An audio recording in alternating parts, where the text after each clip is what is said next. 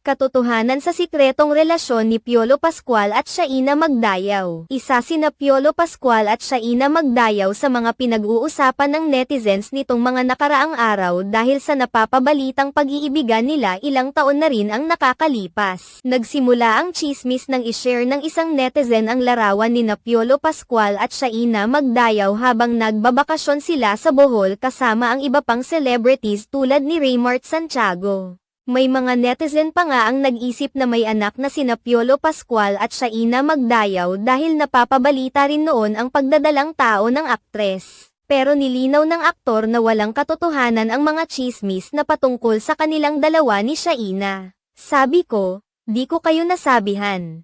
Sini-secret talaga namin. Know for yourself, di ba? Buti pa kayo alam. Natatawang pahayag ni Piolo Pascual. Nang may tanong kay Piolo Pascual ang totoong relasyon nilang dalawa ni Shaina Magdayaw, inilahad niya napakalapit nila sa isa't isa. Matagal na rin umano ang kanilang pagkakaibigan dahil noong child star pa lamang si Shaina ay palagi na niya umano itong nakikita. No, we're good friends. Shaina and I are friends for so long since we were kids. Kasi child star pa lang nakikita ko na. Diba? Dagdag pa ni Piolo Pascual na maganda ang relasyon nila ni Shaina Magdayaw at ibinahagi rin niya kung gaano ito ka-professional pagdating sa trabaho. We have a good relationship, I could say.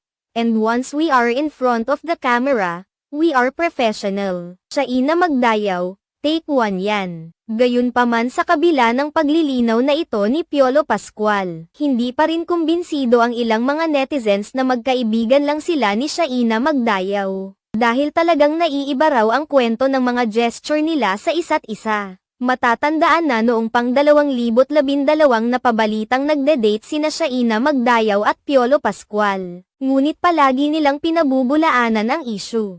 Kaya naman inilarawan na lamang ng ilang entertainment writers ang kanilang relasyon bilang no label.